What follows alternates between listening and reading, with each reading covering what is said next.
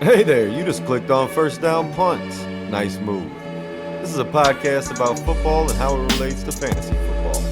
Hope you like what you hear. We're going to get this thing started. Let's get crazy. And welcome in, everyone, to another episode of First Down Punts. I'm your host, Coach Chris. Today we're going to be going over our injury news and waiver moves. I also got some NFL news, obviously with the news of Brian Daboll being fired. That's top of the list probably. So we're going to jump into this news first. Like I said, Brian Daboll, the New York Giants coach, has been relieved of his duties as of Monday after the fourth straight loss of leading by 10 points in the fourth quarter and somehow still managing to find a way to lose. Joe Burrow has had his practice window opened. He was projected to be back by end of November. He said he's trying to target week 13. We're going into week 11 now, so we'll see if he can make it back before that 21-day window closes and they have to put him on IR for the season. Deron Payne, Washington defensive tackle, played versus the Lions this weekend. He was ejected for throwing a punch. I'm not sure if he's going to get suspended for the next game. Generally, when they get ejected from the game, they don't get suspended for the following game, but something to pay attention to for that defense. Travis Hunter, wide receiver for the Jacksonville Jags, rookie, has decided to have season-ending knee surgery and will be expected back in 2026. Isaiah Pacheco, Chiefs running back, still not ready following the bye week. Andy Reid said he's still got some time to go. Hopefully he can get back by week 12. Dan Campbell, I talked about this last week that I thought weeks 2 through 7, he was the one calling plays after that disastrous start against Green Bay in week 1. I felt like they tried to give him the reins back for Johnny Morton, the offensive coordinator there. In week 9, it looked like ass again. In week 10, Campbell comes out and says he did take over play calling during the game. As I said, I believe it happened already, but whether it happened already or whether it's going to keep happening, we looked a hell of a lot better in the second half, I can tell you that much, and looked better in the game overall. But definitely I felt like Campbell's had his hand in things for a while and tried to give Johnny Morton a chance back. Johnny Mo's now Johnny No Mo, hopefully. And the Lions can start winning a little more games, start scoring a little bit more points. I think J-Mo's finally got involved, had 200-yard games with a touchdown. All it took was me trading him away. Always happens. Jonathan Taylor goes crazy again in week 10. 3 touchdowns again. That's the 4th time this year. He becomes the first player ever to have four games with 3 touchdowns by week 10. Seattle defensive tackle Dexter Lawrence had 2 fumble recoveries returned, both of them for touchdowns, helped Seattle get off to a nice start. The Jets had a kick return to punt return for a touchdown in the first quarter and got them out to a lead. They ended up winning the game. I think it was 27-20 over the Browns. Breece Hall had a 42-yard receiving touchdown, but Jets get their second win in 3 weeks now, 4 weeks? I forget what. I think it was 3 weeks ago they won. But just a big game for them, game for that return, especially after they traded Sauce and Quinnen Williams away. I know a lot of people expected that defense to look completely different. Special teams comes in and helps out, gets them a win. Travion Henderson finally got the ball enough to where we could see what he does. Had 2 nice long touchdown runs, looked excellent in a full-time role. Terrell Jennings got banged up. Henderson actually got banged up in himself. Was limited on Monday. They have the Thursday night game. He was limited on Monday, but it was a full practice today. Terrell Jennings and Ramondre Stevenson were both limited today. But if Henderson can get the game to himself again on Thursday night, he could have another big day with them. The Texans scored 26 points in the fourth quarter. They trailed 29-10 going into the fourth against the Jags. This goes back to the whole Trevor Lawrence ordeal of he just can't be consistent. He can't continue to execute inaccuracies. Now, I know they're dealing with wide receiver issues. Brian Thomas was out. Hunter was out. But at the end of the day, man, when you're up 19 points going into the fourth quarter, you got to win that damn game. And that's on Jacksonville's defense as well. I mean, it was just a total team collapse, but Lawrence did not play well at all. And then the Dolphins upset the Bills because you love division rivalries. Came out, got out quick. They were up 16-0 the majority of the game. The Bills just couldn't get it together. Kept kicking themselves, shooting themselves in the foot, whatever you want to call it. And then last thing, Tyler Shuck comes out. I told you he was going to throw 2 touchdowns this week. That's exactly what he did. Had 250-plus, 2 touchdowns, and the Saints get their second win of the season as well. So great news for all those teams. Well, not everybody. Obviously, with the Hunter news, that's terrible. Pacheco not being ready. But just some things the NFL note from Week 10. We're going to jump into these injuries. The number one being Jackson Dart, quarterback of the Giants. This might have been what got Daboll fired because Jackson Dart went out with a concussion. This is the fourth time in 7 games he's been checked for concussion this season already. So it's definitely concerning going forward. But Dart was playing well. Just, I think what got Daboll fired is bringing Russell Wilson back in. Because Russell Wilson is ass now, man. It's over. I'm sorry. He could have brought Jameis Winston and at least let him wing it around and made it exciting. The Giants, like I said, they lost their 4th game in a row after leading by 10 points or more in the 4th quarter. That'll get any coach fired. But part of it, like bringing Russell Wilson into what? Throwing completions and look scared as shit? Because that's what he does now. He ain't got it no more. I'm sorry to tell everybody, he just ain't got it. Jameis Winston would give you a better chance because at least he's winging it downfield. So he's punting it, if nothing else, if it gets intercepted. But Dart with a concussion, not good. Might miss this upcoming game. We'll keep an eye on that as practice reports start coming out Wednesday. Devontae Adams, this is not as important. He left the game with an oblique and did not come back. They said he could have if the game was closer. He just kind of tight. I think he has back tightened up on him more than anything. And I don't think he's going to end up missing any time, but something to keep an eye on in practice reports. He'll probably miss Wednesday just because he's a veteran. He knows what he's doing. Come back Thursday. As long as he's limited or better on Thursday, I'm fine with playing Adams this weekend.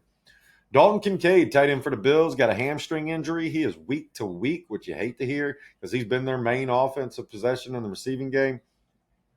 Makes a couple other players more interesting. Garrett Wilson, injured the same knee, had been injured already this year and will be out 3 to 4 weeks.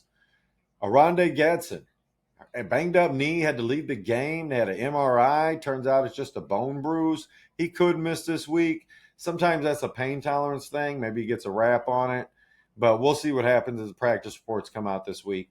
Terrion Arnold and Darius Slay, former Lion and current Lion, Terrion Arnold, the cornerbacks, both left their games with concussions. Not the same game, but they both, 2 corners that left their game with a concussion.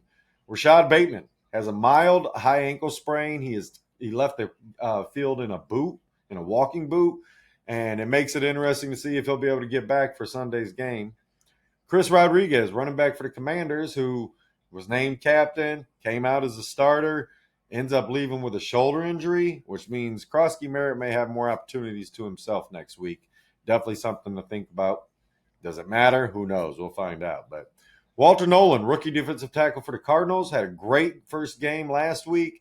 Comes out yesterday, doing all right, but ends up leaving with a knee injury. J.K. Dobbins, he's got a foot injury and is a possible candidate for IR. He's trying to get a second opinion, so we're going to see what's going on with that. But definitely something to pay attention to because R.J. Harvey just got a lot more valuable. Bam Knight, running back for the Cardinals, he left with an ankle injury. DeMercado was already kind of taking back over, I guess I should say, the starting spot. Still waiting on news about Trey Benson, but Bam Knight's going to be out with an ankle injury more than likely, at least 1 week. And his teammate Zay Jones suffered an Achilles injury, will be going on IR.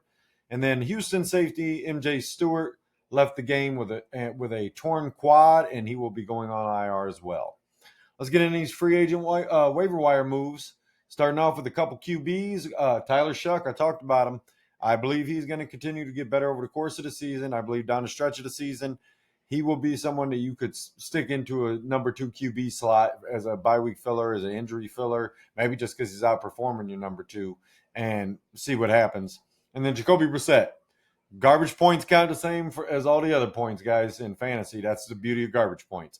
Brissett got some garbage points this past week. Still ended up with a halfway decent day, even with all the bad shit that happened in the first half. So he's a player that has talent around him and is being a pro for the most part. Like I said, rough start to the game with the 2 sack fumbles that were returned for touchdowns.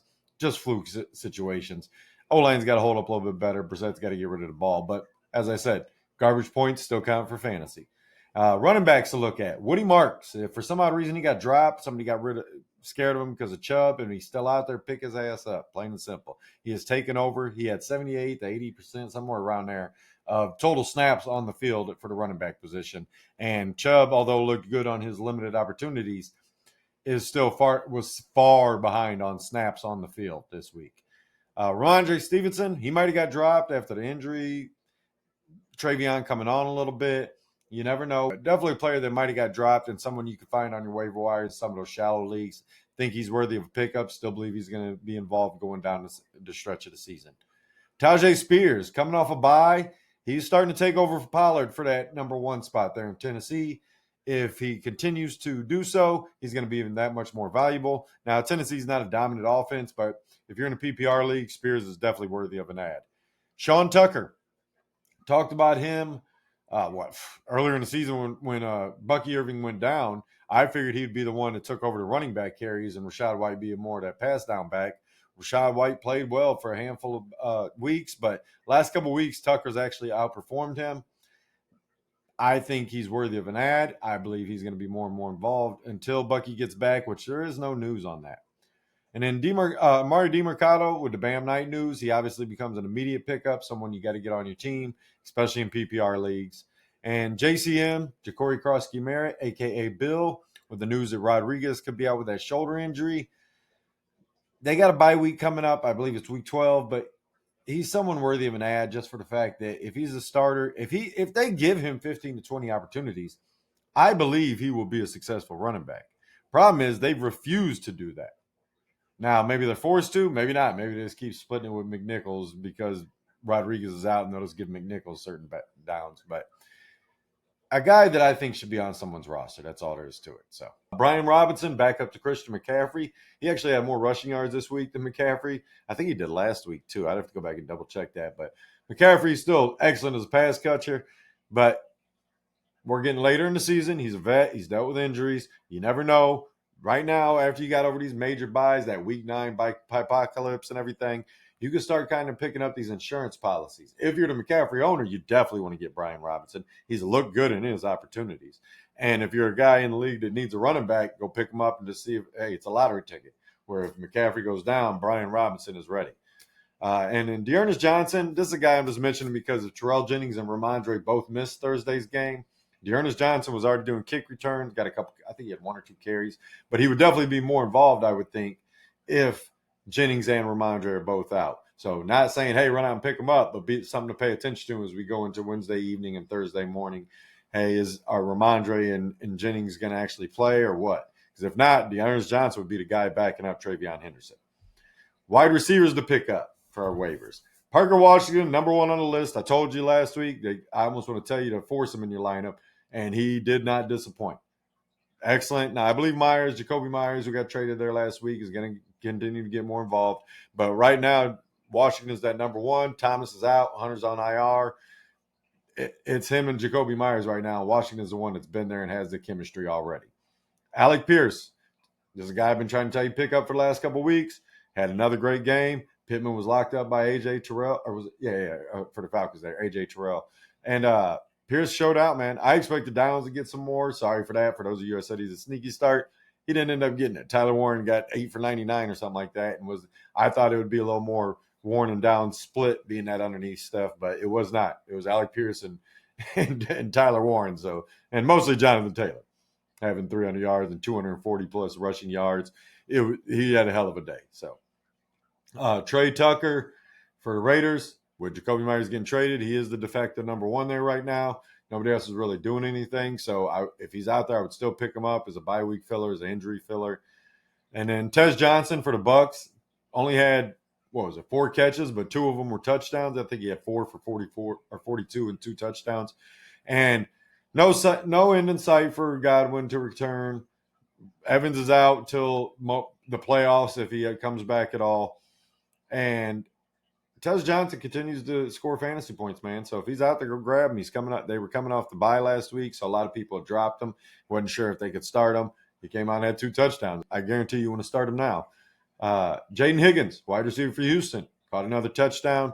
Played very well in this game. Was much more involved than he had been the past couple of weeks.